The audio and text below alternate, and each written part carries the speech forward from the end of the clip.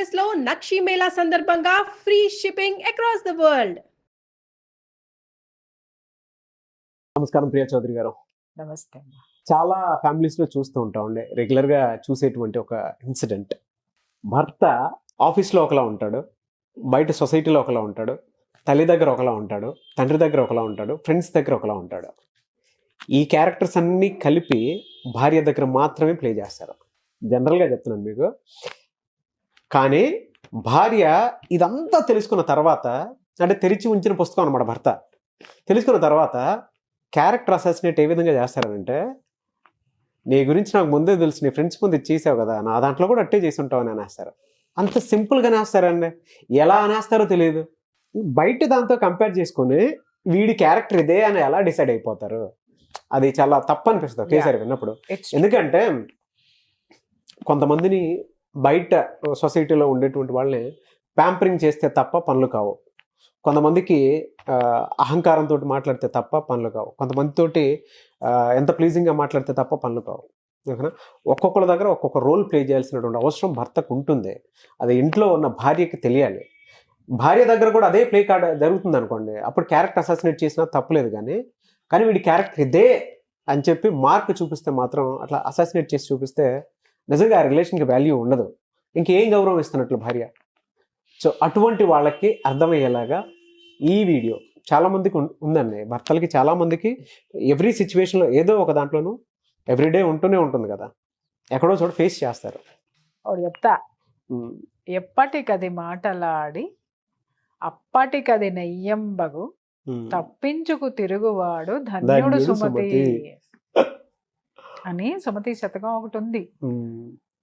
అంటే దీంట్లో ఒకటి పదం అటు ఇటు ఉండొచ్చు కానీ, బట్ అర్థం చెప్తాను నేను. ఏంటంటే ఎప్పటికది ఆ మాటలాడి అంటే ఏది అక్కడ మాట్లాడితే సంఘర్షణ పడకుండా ఉంటారు, అంతేగాని ఎవడు చెప్పేది ఆడికి చెప్పటం కాదు.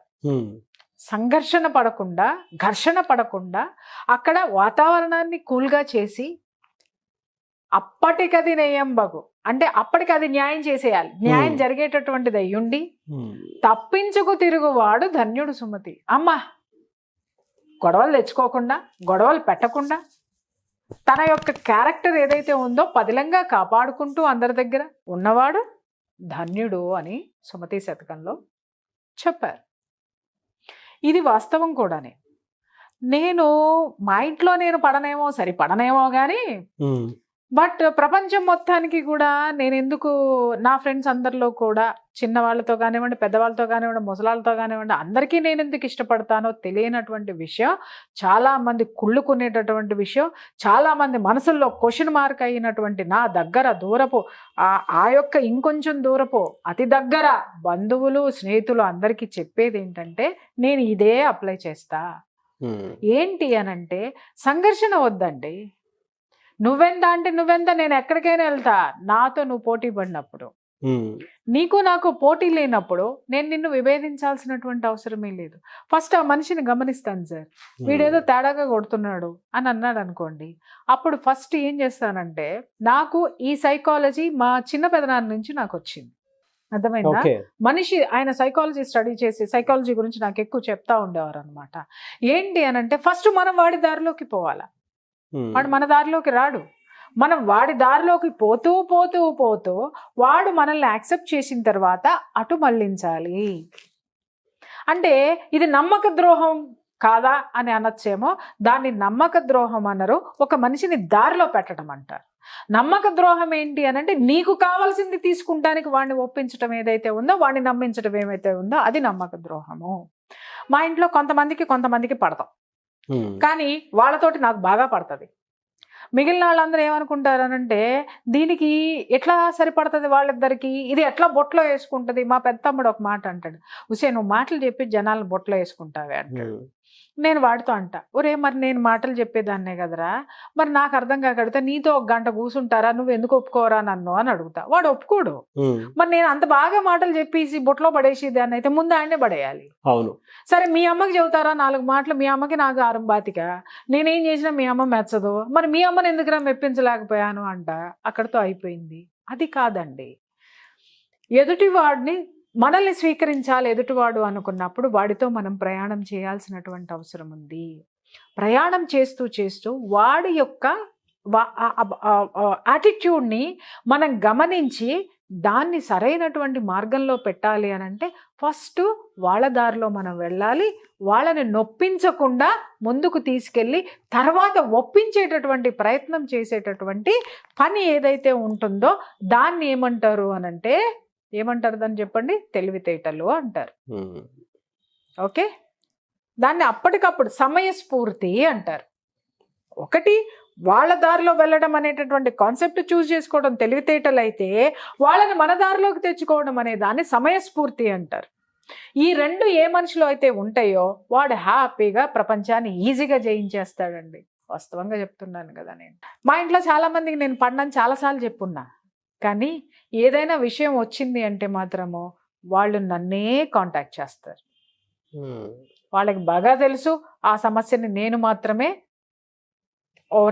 ఓవర్కమ్ చేయగలను, నేను మాత్రమే దాన్ని సాల్వ్ చేయగలను అనేది వాళ్ళకి బాగా నమ్మకం. వాళ్ళ మనసు నన్ను ఒప్పుకుంటుంది, కానీ వాళ్ళ బుద్ధి నన్ను ఒప్పుకుంటుంది, కానీ వాళ్ళ మనసు నన్ను యాక్సెప్ట్ చేయదు. అంతరాత్మ నన్ను యాక్సెప్ట్ చేస్తుంది, వాళ్ళ మనసు యాక్సెప్ట్ చేయదు.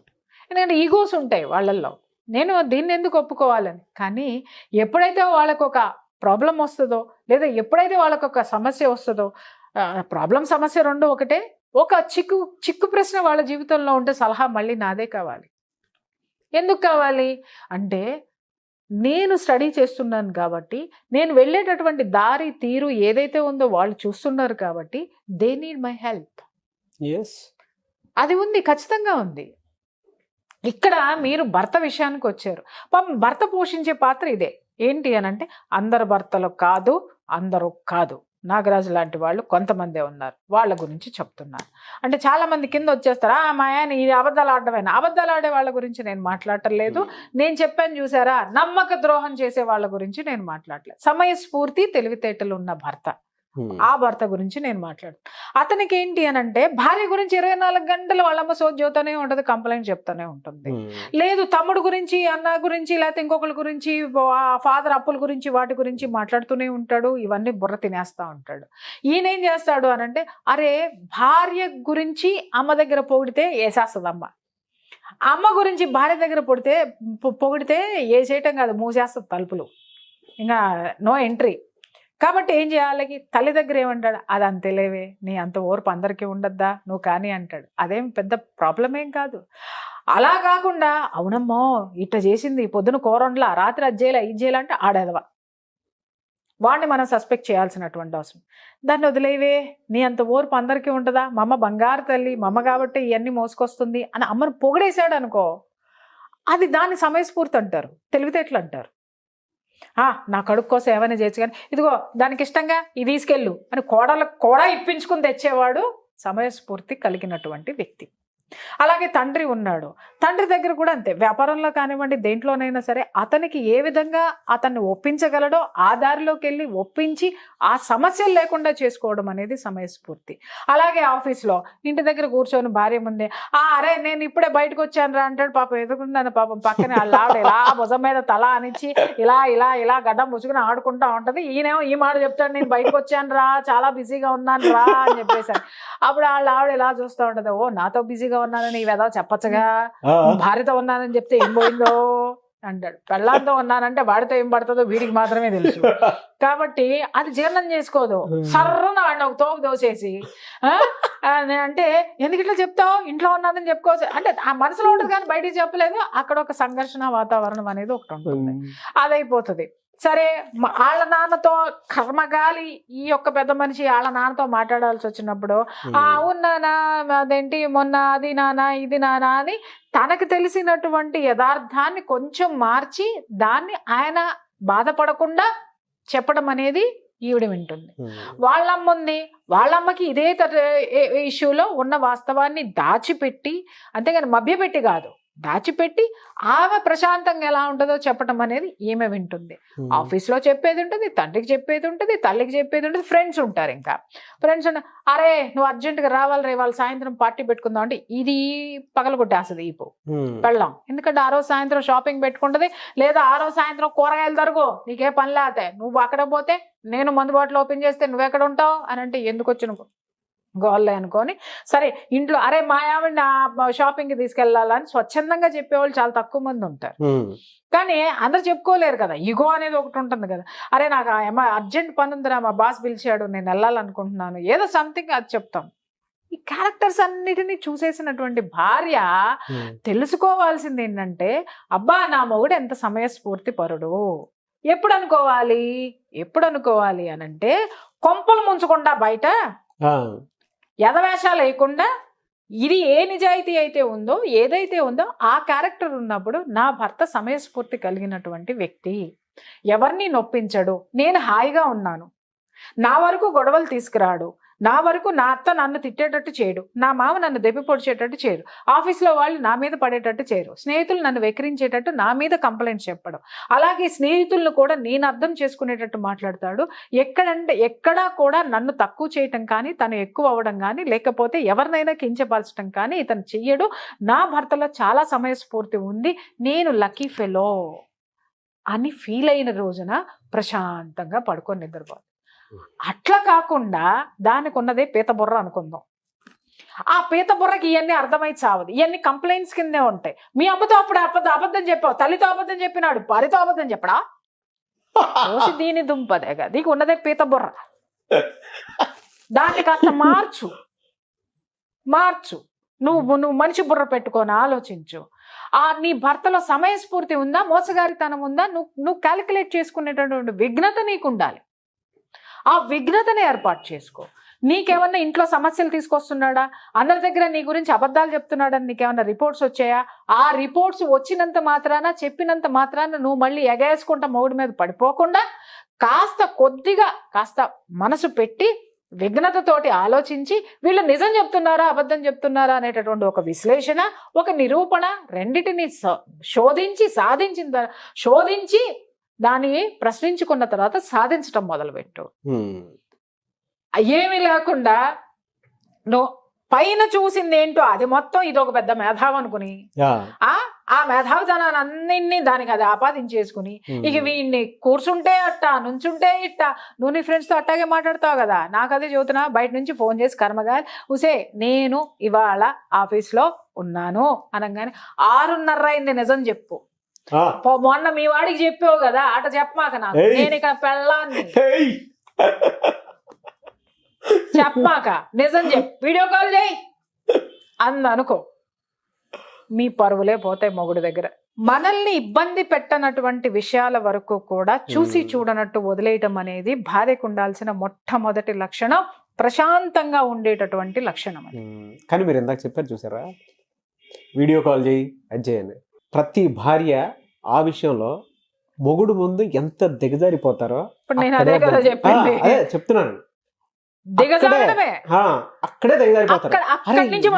ఆ భార్య ఎంత లో స్టాండర్డ్ లో ఉందా.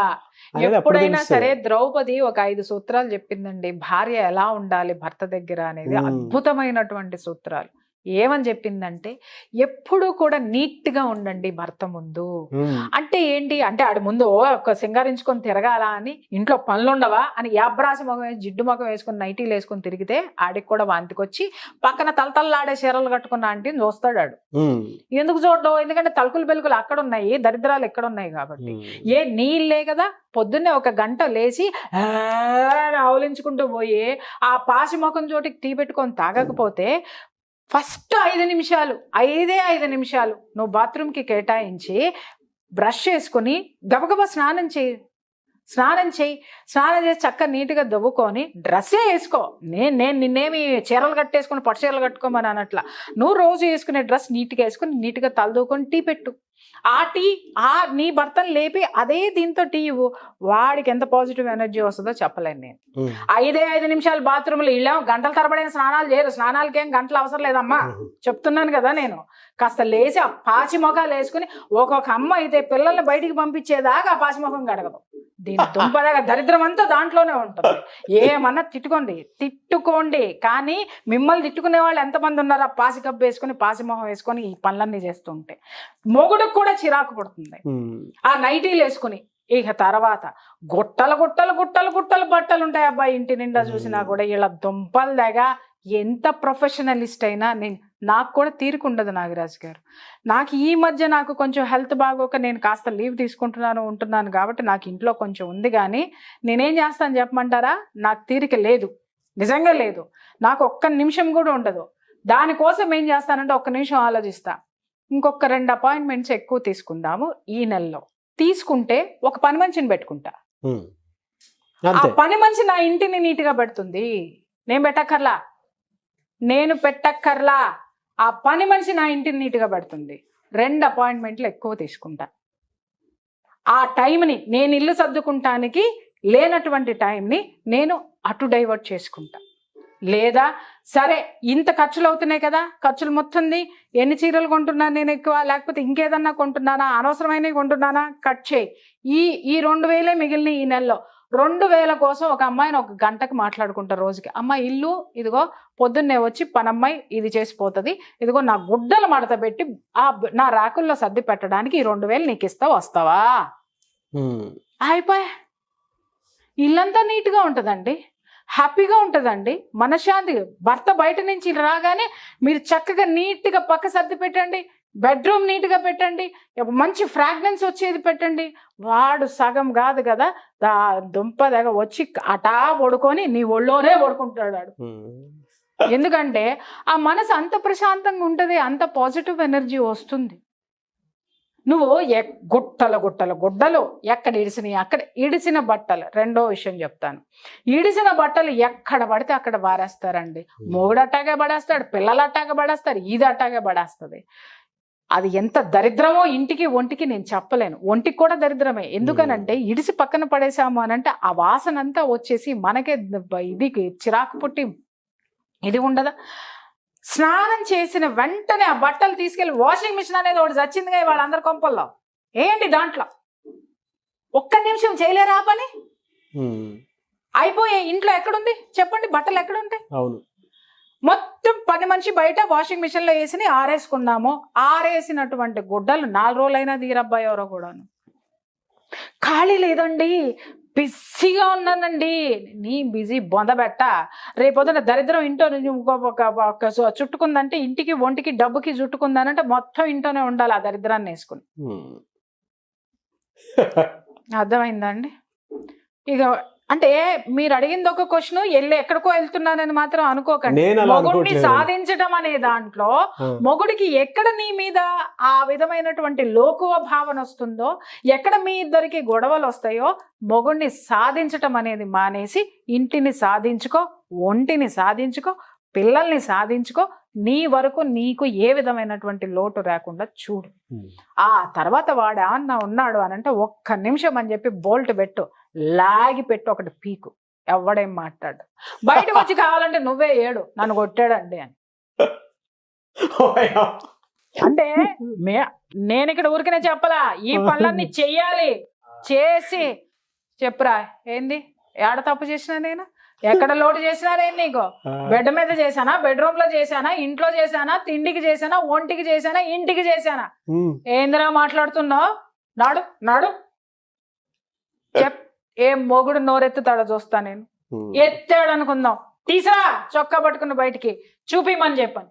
దరిద్రాలు కొంతమంది మొగుళ్ళు మాట్లాడతారు, అదట్టా ఇదిట్టా అని. మాట్లాడతాడేమోనని భయంతో సగం కాపురాలు చితికిపోయి చచ్చిపోతాయి, సగం రోగాలు వచ్చేస్తాయి. మాట్లాడాడు అనుకుందాం సార్, ఇంటి పక్కన చుట్టుపక్కన ఉన్న వాళ్ళందరూ నమ్మారు అనుకుందాం సార్, నీ యొక్క దరిద్రమైన ఫ్రెండ్షిప్లు అట్టా ఏడ్చినాయి, నీ దరిద్రంగా చుట్టుపక్కల ఉన్న వాళ్ళందరూ అట్టా ఏడ్చినారు. నీకు ఒకటి రియలైజ్ అయిపోతుంది కదా, ఎవడు నిన్ను నమ్ముతున్నాడో, ఎవడుండట్లేదో, ఎవడున్నాడో ఏంటో అనేది నీకు వస్తుంది కదా. సొంత ఇల్లు అనుకో, అద్దెకిచ్చేసి ఇంకొక ఇంటికి వెళ్ళు, అద్దిల్లు అనుకో, ఖాళీ చేసి హ్యాపీగా ఇంకొక ఇంటికి వెళ్ళు. అర్థమైందా? కానీ నీ జీవితాన్ని నువ్వు చక్కబెట్టుకో. నమ్మకం. భార్యాభర్తలు ఇద్దరి మధ్య ఉండాల్సింది ఏంటి అని అంటే నాగరాజు గారు, నమ్మకం. ఇందాక నేను చెప్పాను, ద్రౌపది 5 సూత్రాలు చెప్పింది. భర్త ముందు నీట్గా ఉండు, ఎప్పుడు చూసినా నీట్గా ఉండవు. ఇష్టం వచ్చినట్టు బేమని తేపడం, ఆవలించటం, పాసిమకం వేసుకుని 10 దాకా కూర్చోవటము చెయ్యొద్దు. అలాగే భర్త ఇంటికి రాగానే ఏమండి అదట్ట, ఏమండి ఈడిట్ట, ఏమండి ఇదిట్ట, మీ అమ్మిట్ట, మీ నానిట్ట మానేయండి. ఎప్పుడు చెప్పాలో అదను చూసి చెప్పండి. అప్పుడే నాకెందుకు చెప్పలేదు అని మొగుడు అన్నాడు అనుకోండి, అప్పుడు లాగి పెట్టి కొట్టండి. నాకు ఇదే పని అనుకుంటున్నా వేరా, రోజు నీకు చెప్పనీకి ఇవన్నీ భరించా, అప్పుడు నాకు చెప్పాల్సింది ఇప్పుడెందుకు చెబుతున్నావు అనుకోండి, మళ్ళీ ఇంకోటి బేకండి. ఏం పర్లే, మీ మొగుడే, పక్కింటాడు మొగుడిని ఇంక కొట్టట్లే, మీ మొగుడినే కొడుతున్నారు, ఇంకొకటి బేకండి. ఒరే నాలో ఉన్నటువంటి ఆ ఓర్పుని నేర్పుని తెలుసుకో అని చెప్పండి. అలాగే ఇంకొకటి ఏంటి అనంటే, ఎప్పుడు చెప్పే ఇంటి శుభ్రంగా పెట్టుకోవాలి. ఎప్పుడైతే ఇల్లు నీట్గా ఉంటుందో ఎవడు వేలెత్తి చూపించడానికి ఉండదండి. చుట్టుపక్కల వాళ్ళు కూడా నిన్న ఒక మాట మాట్లాడారనుకో, చెప్పు ఒకటి తీసుకొని కొట్టు. మొగుడిని అయితే చేత్తో కొట్టమ్మా, ఇంటి పక్కనాడు మాట్లాడితే చెప్పు తీసుకొని కొట్టమ్మా. ఎవడు మాట్లాడు నిన్ను, అవసరమే లేదు. వీటన్నిటికీ చుట్టుపక్కల వాళ్ళన్నిటికీ మాట ఏమి ఉండదు కాబట్టి మాట్లాడుకుంటారు, వాళ్ళతో నీకు సంబంధం లేదు. నీ జీవితం, నీ పిల్లలు, నీ సంసారం, నీ భర్త నీకు ముఖ్యము. 24 గంటలు ఈ విధంగా నీ మొగుళ్ళలో ఉన్న తప్పులు ఎత్తి చూపించుకుంటూ పోతే నీ బొందబెట్ట ఎప్పుడు నీ జీవితాన్ని ఆనందమయం చేసుకుంటావు, ఎప్పుడు ఆ సుఖాన్ని అనుభవిస్తావు. ఇందులో ఈ క్వశ్చన్లో మీరు చెప్పినటువంటి మాట చాలా మందికి ఉపయోగపడేటువంటిది. భర్త సమయస్ఫూర్తిని, అంటే నా మీదకి ప్రభావం లేకుండా బయటే అంతా కట్ చేస్తున్నాడు అనే విషయాన్ని నిజంగా ప్రతి భార్య గుర్తు చేసుకోవాలి. అంతే తప్ప క్యారెక్టర్ అసెసినేట్ చేసి ఓయమ్మా నువ్వు వాడి ముందు అలా అన్నావు అంటే నా ముందు ఇంకెంత చేసి ఉంటావో అనేటువంటి ఆలోచన. నమ్మకం. నేను దానికి చెప్పింది ఏంటంటే నమ్మకం. అరే నీ భర్త ఎవరి ముందు ఏం మాట్లాడితే నీకెందుకు, నిన్ను బాగా చూసుకుంటున్నాడా లేదా, నీ మీదకి నీ ఇంటి మీదకి ఏం రాకుండా ఉన్నాయా లేవా, వాడు వెధవ పనులు చేయకుండా ఉన్నాడా లేదా, అంతే. That's it. వాడి క్యారెక్టర్ అసాసినేషన్ చేసి నీ గొయ్యి నువ్వు దవ్వుకొని ఆ గోతుల నిన్నే నువ్వు బొంద పెట్టుకునే రోజు ఎందుకు తెచ్చుకుంటావు? వాడు తిరిగి నిన్ను అసాసినేట్ చేస్తే 100 దొరుకుతాయి. 100 కాదండి. ఇప్పుడు నేను చెప్పాను కదా నాగరాజు గారు, ఇడిసిన కొట్లు ఎక్కడన్నా ఉంటే బాగా దాన్ని పట్టుకుంటాడు, ఇంకేదన్నా ఉంటది అది ఆ పాసి ముఖం కడుక్కొని చావని అంటాడు, ఎక్కడ పెట్టుకుంటావు, ఆ నైటీ తోటి చూడలేక సస్తున్నావు అంటాడు, ఇంకెక్కడ 20. చాలా మంది భర్తలు చెప్పేటటువంటిది ఏంటి అని అంటే 24 hours ఆ నైటీ వేసుకుని తిరుగుతుందండి అని. ఒకటమ్మా, మీరు నైటీ వేసుకుని మీ భర్త ముందు తిరగడం ఏ భర్తకి కూడా అబ్జెక్షన్ లేదు. అదే నైటీ వేసుకుని ఇంటికి ఎవరు వచ్చినా ఆ దరిద్రాలు కనపడతా ఉంటాయి చూసావా, నీకు చెప్పలేడు నీ మొగుడు. ఎదుటాడు వస్తుంటే కడుపులో రగులుతా ఉంటది. ఆ కోపం ఏడబెట్టాలా? మన కోసం మనం అందంగా ఉండాలి. మన హక్కు, ఆడవాళ్ళ హక్కు అలంకరణ అనేది. ఎంత చక్కగా జ్యువెలరీలు పెట్టుకోవాలి, చెవులు ఉన్నది జ్యువెలరీ పెట్టుకుంటానికి, మెడ ఉన్నది చక్కటి జ్యువెలరీ వేసుకుంటానికి, చేతులు ఉన్నాయి. మీకు ఇష్టం లేదనుకో ఒక రోజు అన్ని తీసేసి హ్యాపీగా ఇంట్లో ఉండండి, ఏమీ అన్నది. వారంలో ఒక రోజు ఉండండి, వారంలో ఒక రోజు అలంకరించుకొని మిగిలిన అన్ని రోజులు దరిద్రాలు చూపిస్తా ఉంటే వాడు కనుక తిరిగి మనల్ని మాట్లాడడం మొదలు పెడితే మన చెవులు మనమే మూసుకోవాలి, పక్కింటోడు కాదు. మనమే మూసుకొని మనమే ఆత్మహత్య చేసుకోవాలి. ఆడంత దరిద్రుడు. అందుకని ఆ దరిద్రాన్ని బయటకు తీకండి, సమయస్ఫూర్తిని మాత్రమే చూడండి. Thank you so much Priya Chaudhary garu. Thank you.